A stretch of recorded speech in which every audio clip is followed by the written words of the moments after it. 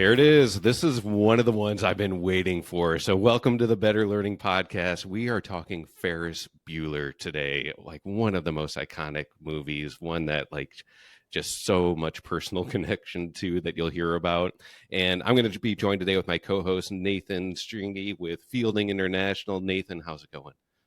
It's going great. Excited to be here, Kevin. Thanks for doing this with me. I mean, we've become friends over over previous years here of just working the industry together, and we were just talking about how this is like a special movie.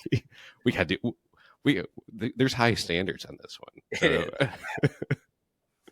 Got to bring our A game today here. We do. So people who are not familiar with this format that we've been doing this year is we really want to dig into the movies in a fun way. But the whole power of why we've been doing the movie format is taking it back to the work that we do in education. We'll make sure we bring that up at the end and really tie it in. But man, this is just such a fun movie. I mean, I watched it again last night. You said you did too? I did, yeah. Yeah. I mean, if you were to guess, how many times in your life have you seen this movie? Oh, gosh. 20? Yeah, I would say I'm at least that. Even watching it again, so many lines that I still use today Yeah. with my kids or just in life that go in there. So we always want to start out. You want to, if anyone has not seen this movie, one, they should, right? They should probably watch it instead of taking their time listening to us talk 100%. about it. Yeah. Go find a way to watch it and do that right now. Then come back and listen to this. Come back. Honestly, this one to me was like the core of what I viewed education to be like. This was honestly, in a lot of ways, like my experience with education. And until I got into the industry much later on, this has become the movie to me that I keep pointing to and saying, we have to break the perception of what school looks like, because so many of us still view school the way Ferris Bueller is. Exactly. Yep. Exactly right. How do I ditch it? How do I get out of it? It's an obligation. Like, there's just so many things that you're like, man, like school just is just one of those things that we force kids to do. All right, so if we set up kind of this movie, it's a John Hughes movie, which, classic filmmaker. He's did a lot of, just a lot of funny classic movies in the 80s in particular. He also does a lot of settings like in exactly where this takes place in Chicago, which is not very far where I grew up. So I think that's a little bit why it relates to me. For you, I guess, watching it, when you watch it 20 times, what were things that related for you? Yeah, I mean, particularly on the school side, it's just it just captures in such a quick but powerful way, just like the irrelevancy of so much of what you do, and just like the boredom that you see on the people who are there, and just outside of that, the experiential learning that Ferris and Sloan are doing, and Cameron are doing throughout the day, like experiencing the city and getting to these amazing places. It speaks to what could be. So I'm excited to dig into it. Yeah, very cool. All right, so Ferris Bueller's Day Off. I'm pulling up IMDb because I always look at this, and I don't know how much research. Did you do much research on this, or was it more of I'm going to watch a film and we're going to talk about it versus getting More of skewed? the latter. I did a little bit of like finding some like Easter eggs and fun things, but Cool. I mostly just rewatched it to kind of reacquaint myself with some of the one-liners and whatnot. All right, I'm a big IMDb fan. So just like to me, this is the website I go to when I want to get like real reviews of what I think a movie, or what if it's going to be a good movie or not. So they do it on a scale of 1 to 10. Anyone can vote. This isn't just like film critics. What's your guess on a scale of 1 to 10 that this one landed at? I bet it is close to 8. 7.8. 7.8, yeah. Nice job. My view is always, if it's over 7, it's probably a good movie. But like kind of a dumb comedy like this, it's really rare that it does get over 7, and then even to like get close to 8. And there's literally like only a handful of films that are even like over 8. Right. Like just on the history of like all time best movies on IMDb. So this is up there. Totally. It deserves to be up there. It does, and it's probably it may be one of the highest rated ones that we've done, because we've done some like we've done a lot of movies and a lot of good ones and a lot of dumb ones, and this is definitely up there. It came out in 1986. I was 10 years old. I don't even know. Were you born yet? I was born in '86, so we're both turning 40 next year. Me and Sarah Perfect. Tuesday. Yeah, Perfect. So I was very impressionable at this time. This is like what like cool high schoolers looked like to me, for sure. There would be, like when we were in high school, there was a lot of like, can we recreate it type of things. And like I even remember my friends and I being like, there's no way they could have pulled that off. Like it's that Cubs game in particular that yeah, just like throws everything off, because we knew, like those games start at 1:20, those day games, and there's just no way they could have pulled all this off in one day. But that was always like the dream of like, can we do all these things in one day? And Matthew Broderick plays Ferris Bueller. Alan Ruck plays Cameron, his best friend, which is honestly like definitely like the role that he is known for most. totally. Yeah. um, but and any other comments of about the movie before we start getting into some of the award categories that we go through? No, let's get into it. All right, cool. So we start out with the John Keating Award. That ties back to Dead Poet Society, Robin Williams' character. When we are looking at this movie here, who is the best educator Hmm. in this movie? I actually think it has to be the title character. It has to be Ferris, because like he is, and we'll get into it later, but Cameron's like journey, his character journey throughout the day it's one of my favorite parts of the movie. Seeing him from where he starts, like in bed, says he's dying, and Ferris is giving him this experience and showing him that he doesn't have to live like this. He doesn't have to be afraid. He doesn't have to be so tightly wound. So I actually think through the experiences that Ferris is guiding through the day, he is showing what a great experiential learning can be, and just the development that Cameron has because of that is so profound. Every time I tried to like even think of an alternative here, I couldn't come up with anyone else. I mean, the actual educators in this movie, you can't put that with Edward R. Rooney as the dean of students, or Ben Stein, who is the teacher that has that iconic Bueller like classroom setup. Yeah, like it had to be Ferris Bueller, and I like how he even like kind of breaks that like wall of it with the camera, where he speaks to the camera throughout the movie. And And I learned that most of those breaking the wall like that was improvised. That wasn't a part of the script. So there's some really cool things that good acting that made this just what it is today, the iconic film that it is today. yeah, to those point of like the Easter eggs in here, when I was digging a little more than honestly than I probably should have, but Charlie Sheen, who plays Yes. like like he's in one scene in the police station, but I learned that they actually were building out and they more for that role. And that role was actually meant to be the son. All right, this is going to get a little complex. I'll try to keep the son of the family that his mom, who was a realtor, was going to go show houses to.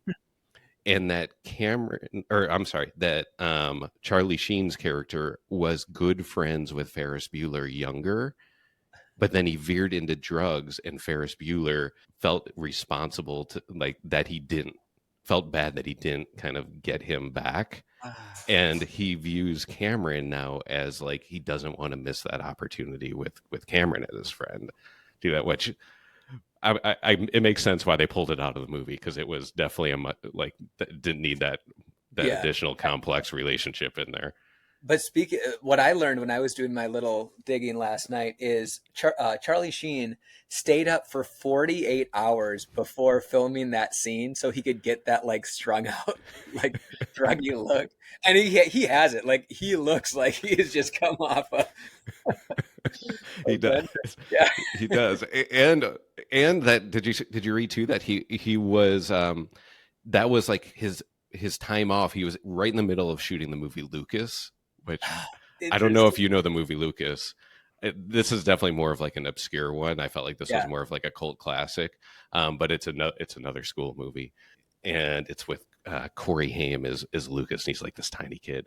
But Charlie Sheen starts one of the best slow claps in like any movie that I've ever seen. That's been repeated a bunch. So I just thought that was interesting. Like he was like right in the middle of Lucas when Yeah. he did this one, and that it was like kind of before it was like like Charlie Sheen. Like he was known, but he wasn't like he can still do a cameo like that in Ferris Bueller. All right, so we land on Ferris Bueller, I think best so. educator. Okay, Yeah. all right, awesome. Next one, the cliques, the stereotypes. Were there stereotypes reinforced in this movie? Yeah. What was the first thing that came to your mind on this one?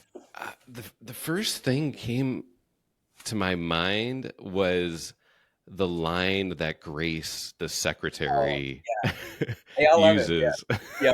I was thinking the same thing. That's the first thing. I'm like she just like literally like lays out every like group and how they all love him, and I feel like I should have had it written out, but of all the ones that she listed in there, there, yeah, like she just lists every type of group and how they just all love him. They think, Yep. and then she adds at the end, they all think he's a righteous dude. Yep.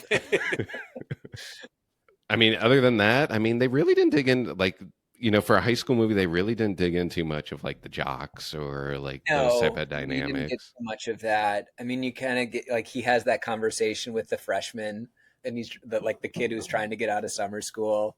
So you get a little bit of it, but yeah, there wasn't it wasn't like a big part of the movie. I felt. Yeah, and I felt like it actually like a big part of the theme of the movie was that he cut through all of it. Yes, totally. Yep. Like that it yeah, that we've always thought, like you're in one group and those groups don't interact, and he was like, "No, like I'm just yeah." Yep. Because I don't even know where you would put him in the group. I mean, I guess you can say he's a cool kid because everyone knew him, but the fact that everyone also knew him and liked him, Yeah. Yeah, I mean, clearly, like he had elements that you could like he was clearly physically gifted, and that you could see him running. Like, but he had like a computer background. He could like manipulate the attendance data, and like create those cool sounds on his stereo. He was a great singer, singing, Donka Shane and Twist and Shout. So like he sort of like transcends all of these things. And maybe that's why like he's just such an amazing character, is like he doesn't fit some sort of like he doesn't fit a particular mold. yeah, yeah. All right, so the next one, it's called the class clown category, but it's like it's somebody that like doesn't have a major role, but they steal the show. Like every time they're on screen, they do, yeah, So they're for me, capturing it. this was Grace. Like I just love like she just got so many great lines, and like the conversation that in the beginning when she's like pretending to be ruining and like groaning and like pulling the pencils out of her hair. Like I just every time she's on, I just laugh out loud. Yeah, yeah, yeah. I would agree. I mean, she had great. Like that's true. I did not have her in that category, but that is. I like that. I think that may be the winner there because I was kind of thinking, I'm like, is it like Ed Rooney? But every time, you're right. Literally every Yeah. time, like, yeah, and yeah, you shouldn't be. What was it? Something around like you shouldn't be doing something with your Oh, bad knee or bad back. I don't Uh, trust him as far as I can throw. Well, you shouldn't be throwing anybody with your yeah, it just yes. fabulous. Yep. Yep. Awesome. All right, cool. The next one, homecoming scene, the iconic moment of the movie. Typically in these type of movies, there's like, it's a school dance, a pep rally, a sports game. Yeah. Uh, Yeah, I mean, this is definitely getting outside of school into kind of that yeah, experiential learning, like in the city, but like the parade the scene. parade. It's the I oh, mean, and apparently, like like Chicago citizens just like flocked into it, like when they saw they were filming. Like it wasn't like it, so it was very like organic. Like mhm. all the people like down there, and obviously there was staging and whatnot, but I just love it. Like, and then you see like Ferris's dad like looking down and like doing the Doing twist, and it. like just the tension. I mean, there's so many like tension moments between like yeah, Rooney and his parents coming in, and like you're like, there's no way he could get away with this, but it's just, oh, that parade scene to me really sticks out Yeah, for that. it's so good. Like I don't like there's movies, like where you can flip through and and you can this is one I can like pop into any time and I would just Yes, like watch it yeah, anywhere. But that is like just like the classic feel good scene. yeah, And to me it's like this it's the representation to me of like why I love Chicago. It yes, felt so yeah, real. It felt so real to like the vibe of Chicago, especially like in that era. You got to think 1986, that's the Bears. Like, yeah, the one year the Bears win the Super Bowl and they were so good. And just the energy that was coming yeah, from that city, the time mm, was just unbelievable. It just hit like everything of just like yeah, Chicago kind of like it wasn't quite summertime, but it was close to summertime, yeah, and just that vibe that you just get of just like this is a town that's just like yeah. yeah, And it you also could have a came big parade in the middle of the right day. after, like Ferris was talking with Cameron, and Cameron's like, "Oh, I haven't seen anything good today," and like they were just at like the Art Institute. I think it was after the Cubs game where he, Yeah, caught the ball, and like Ferris is like, "Oh, I got to ratchet this up to the next level. I'm putting myself in the middle of this parade," and it was sort of like this inflection point that you saw in Cameron. It was like he had this, big, Ferris can do anything, but then as that parade's going on, he's talking to Sloan, and they have that really great conversation. Um, and actually ties back to the school side because they're both talking about, what do you want to do in the future? And Cameron's kind of like, oh, I don't know, go to college. And Sloan asks him like, well, what are you interested in? He's like, nothing. She's like, me neither. And it just like speaks to how like their entire school experience has not cultivated like any like passions or, areas that they want to go deeper into. So it sort of brings in kind of that school side in yeah. that conversation too. Yeah, and they did such a good job to even think of that of like obviously the music, like Twist and Shout and Don Shane, and they like great music that did that, but the way they actually did that scene, how they had kind of that more serious conversation going on, Right. Yeah. um, yeah, between Cameron and Sloan, it was great. I mean, I think that was like that was absolutely pulled everything together in that movie. The next one is a one liner. There are so many in this movie. But Yeah. what's the one line that like the most memorable, funny quote thing that you would even and I feel like we could put a lot even just in this Oh category god. to start with.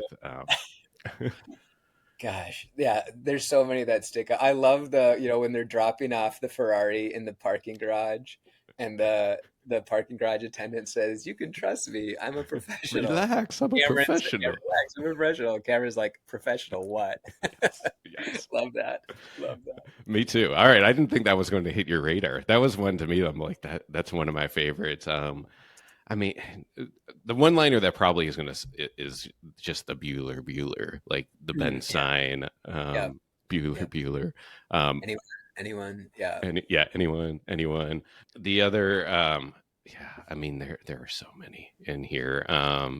When Rooney is coming into that restaurant and and the Cubs game is on, Yeah. and he goes, "What's the score?"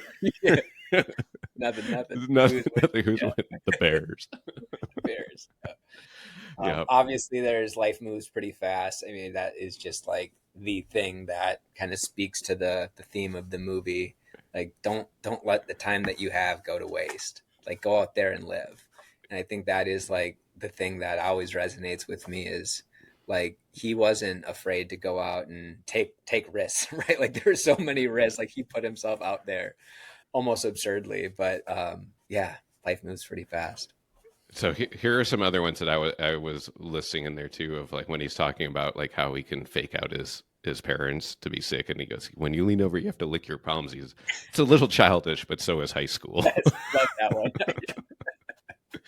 Yeah, when the Cameron stuff when he's calling him and he's in bed and when Cameron sings the song too of like when Cameron was in Egypt I let my Cameron go like I so random. The line too of like you're not dying, you just can't think of anything good to do when he Yeah, calls him yeah, back. The other one, like when we talked about when he's hacking into the system and changing from from his 9 times of that Yep. 9 times right now. Like still to this day, if somebody like brings up nine or like in there, I'll Nine still times. say it that way 9 times. Yep.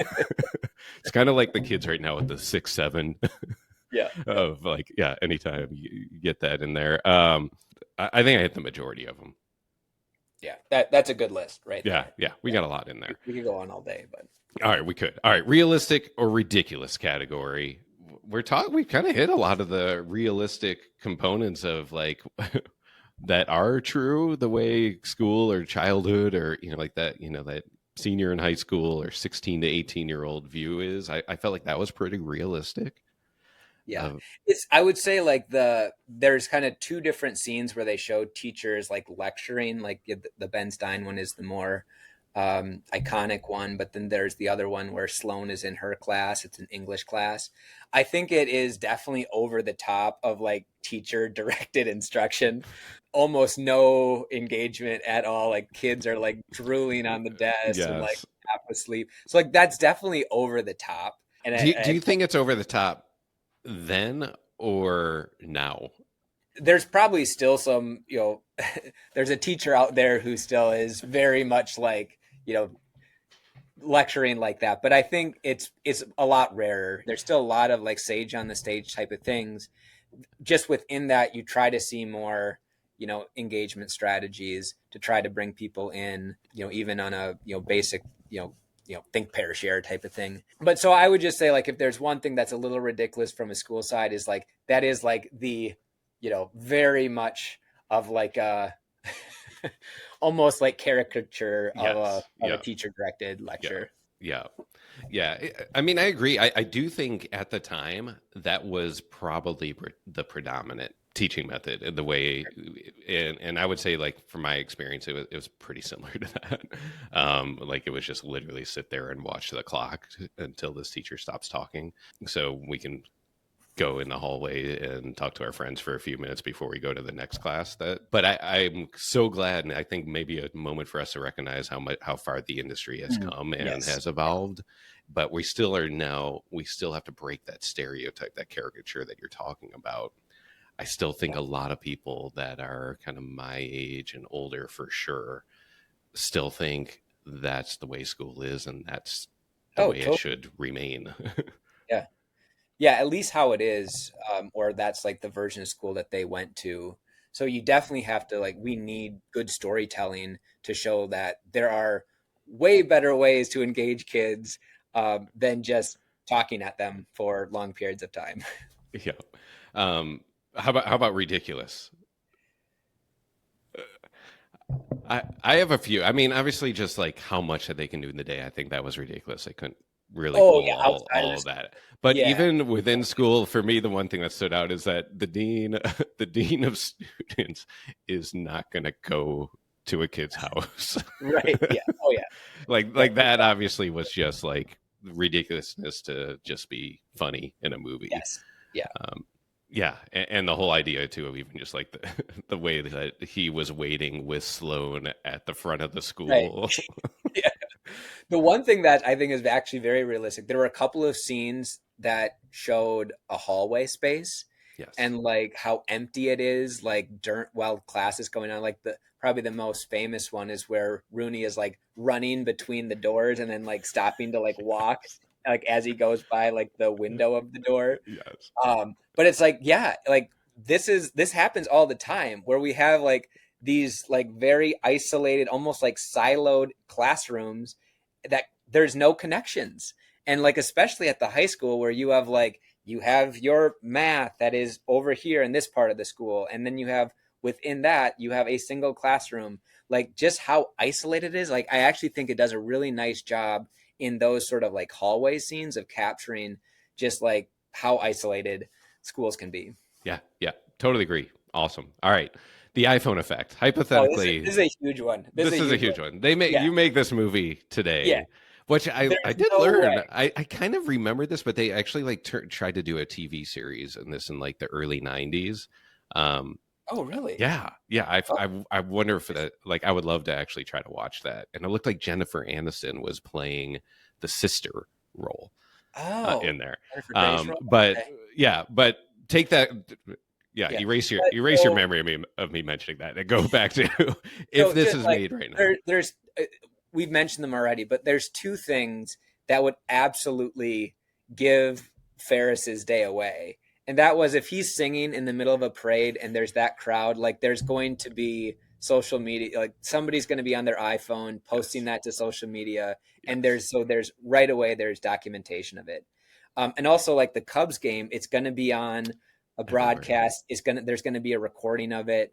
You know, maybe there was at that time too, but certainly like when he catches that foul ball and like Rooney's there in the pizzeria and he's Yeah. like looking away and then right it cuts to like back to the game. But like those things like today would have just been like, okay, you clearly were having a day off, not sick. So that's definitely the effect of what it would be in today's world. But there might be more, but those were the two things that came to my mind. Yeah, yeah, I would agree on that. I think also just literally just like the tracking of phones right now and Snapchat, way that every kid knows where all of their friends are at all times. Like that component of like one, the parents would know exactly where he was that between Find My Phone, Snapchat, and like Yeah. things like Life 360 and stuff like that. There's just no way it kind of makes me feel sad, like for the younger kids right now, that there's no way Right. that they could actually like pull No way. something like this Yeah. off without being found out. So yeah, so that component of it too, and I also think just that dynamic too, that I think was in some ways like realistic was like with the payphone in the hallway where they were just passing the Yeah. phone off, Yes. and Ferris he's like, just give me someone else, and just hands it to a random girl. They all knew like how fast that word spreads around Yes. there. I think that is unbelievably realistic, but now just done with technology Yeah. right Yeah. now. It's like they all like it is just unbelievable between, like whatever social media they're using. It seems like Snapchat's the most prominent one right now, but they just all know exactly what's going on and where everyone is at at all times. I'm trying to think if there's anything else. I don't know, maybe him hacking into the school computer Oh yeah. system. Right. Yeah.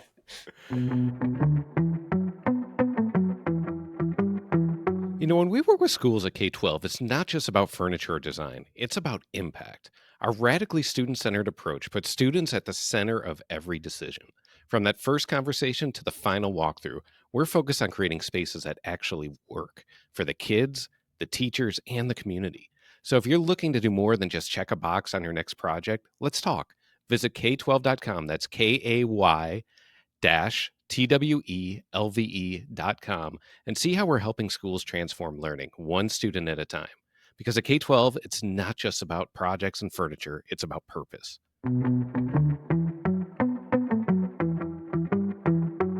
Substitute. Would you recast any of the main roles? I would say no. Like I don't think you could get it better than they got. Like they were just so well done. I mean, I can't think of any.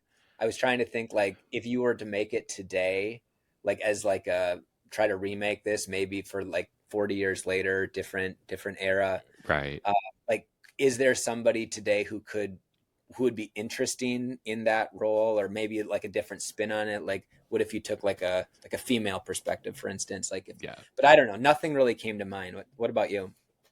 I agreed with you. The only one that just kind of always bugged me was Jennifer Grey as Jeannie in the sister role, but that was her role.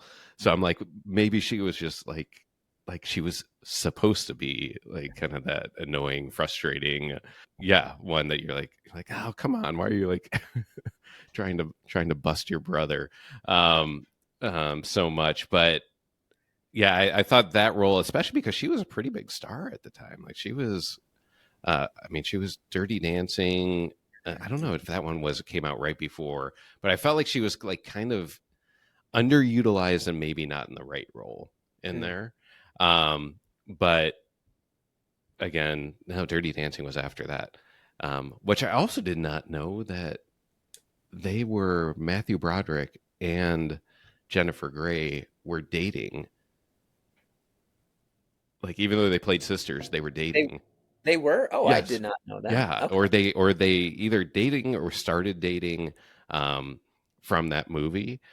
But I always thought Sloane. So Mia Sarah played Sloane. I never understood why she didn't get like a lot more roles. Yeah, she was This great. was really like her like the only thing that I know her from. But overall, I mean, Cameron was perfect. Like Yeah. Oh yeah. played the perfect Cameron, and I know You they know, looked at a whole bunch of different ones. when they filmed this, he was 29. Alan Ruck was. I saw Isn't that interesting? that. Yeah. Yeah. Yep. All right. So the hags have a great summer. Like what kids are writing in the yearbook at the end of the year. What would be the final comments that like if somebody was just going to write a little one liner, lasting impact of this movie, one stand out for Yeah. you? Yeah, it's like don't wait to live your life. Yeah. It's like get out there, get in the world, like try things. Don't let fear like hold you down.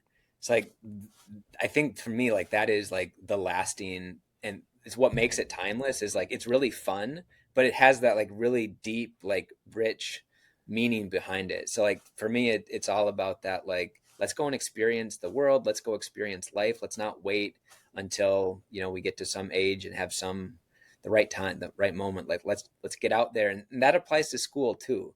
It's like how can we take that same idea of like making our the learning more authentic, really connecting it to community, solving problems that kids can get into and research and form relationships with people outside of the school. So like to me, there's so many different kind of strands that you can pull from that theme that do have a meaningful connection to the way we look at school. Perfect. Yeah, I totally agree with that. The only other one that I had in there is just like when Cameron gets pulled out of the pool, and it's like Ferris Bueller, you're my hero. I can see maybe somebody writing that in there, but totally agree with you of the lasting impact of it. So to keep things moving, where are they now? So this was 40 years ago. So Ferris Bueller is now 58 years old. Yeah, that's a great question. That's a great. What is a 58-year-old Ferris Bueller doing with his life? Well, I hope he and Sloane got married and they have a family. And like, I don't know, I could envision them, just being like, I don't know, out there, like not only in Chicago, but like having these experiences. And so maybe they're like, they signed up for like, there's like school on a ship or Ooh, like school at sea, like they are like co-captaining like these experiences that like bring them to different parts where they get to do all these cool like cultural things. Like I don't know, that's just throwing it out there yeah. and making like another school connection. But what do you think a 58-year-old Ferris Bueller is doing? Yeah, I mean, he's clearly a leader. He can get people to follow him. He can influence people, and he can win people over. So to me, that went a couple different ones. Would he go kind of more politician, like is he like the mayor of Chicago type of guy, or some other type of like yeah, like business leader or something like that? Yeah, I don't know if he would have stayed anywhere near education with his experience and his views of education. Right. But I don't know. Maybe if he gets married and they have kids and he starts saying, I don't want my kid, I don't want my kid to go through Right. that too. Yeah, exactly right. Yeah, I That's think what it is. He becomes a charter school leader and he opens his own I could charter I, school. I think it's something like in an entrepreneurial spirit. Mm, Whether that's the business side or yeah, opening a new type of school or something like that. I feel like he would get too bogged down in like the bureaucracy to like be a politician, but I don't know. Yeah, it's a great, yeah. great Yeah. kind of thought exercise to think about. Yeah. All right. Battle of the Bands. This is our last one. If we were going to Ooh, pick the best music from this movie, yeah. Oh boy. I have three that stand out for me. Okay. Two that I would have a debate about. Okay. Well, let's start with yours. I want to hear yours first, and I want So to see. you could say Donkashane, just like Right. I mean Yeah. that was good. Twist and shout, Yeah. in the parade. Yeah, I mean it's yeah. We already talked about how that pulls things together, but then the oh song that is kind of like played throughout that, which I Yeah. didn't realize. I just thought that was like a kind of like a '80s song that like hit, but it actually came out earlier. Didn't really get much traction, but then did after it like kind of got a little comeback from this movie. Like at, just at the end.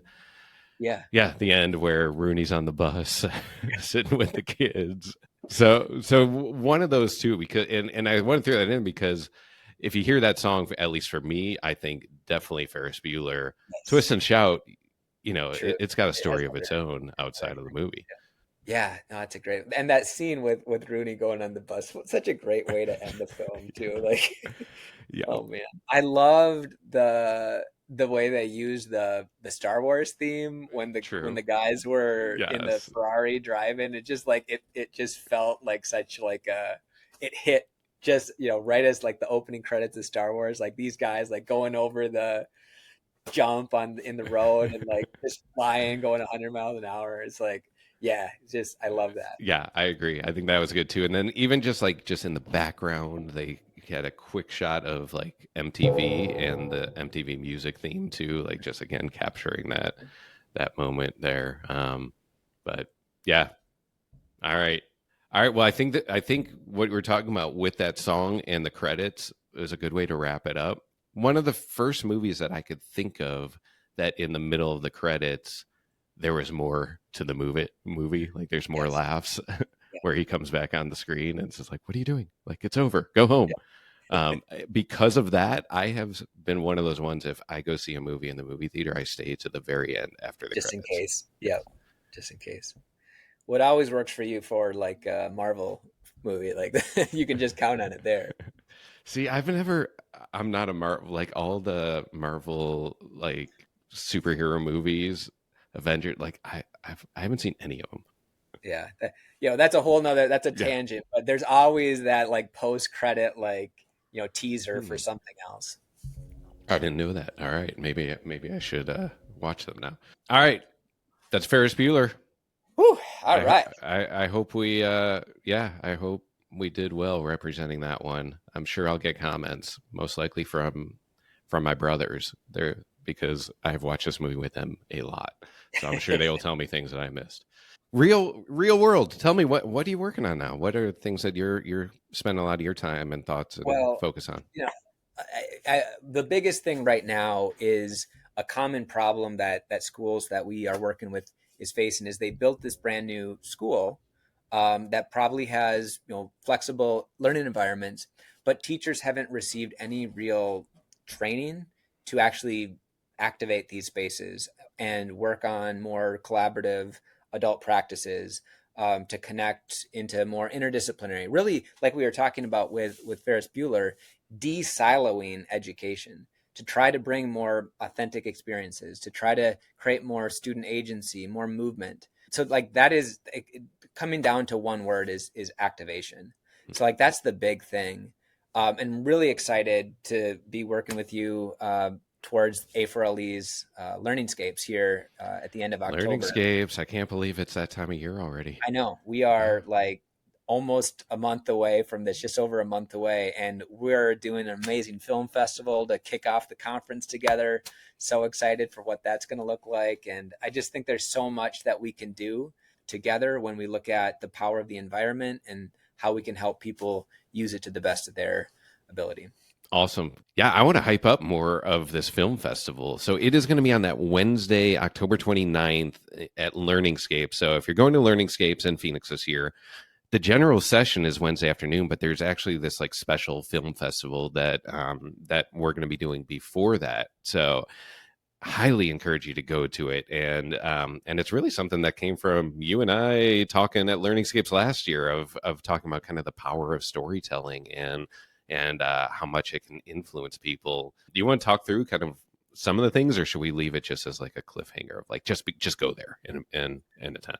Well, you should just go there. There's going to be these, and really trying to keep it really tight to get not only the short films, but also some discussions to really talk about how we can use these to catalyze the moment that we're in, to really leverage learning environments as a way to transform education because communities all over the place are talking about transforming education, and we know that the learning environment can be a huge factor in making that happen. So, as you said, Kevin, we're going to have these really powerful stories that we're going to feature through short films, generate some conversations. And yeah, so come there.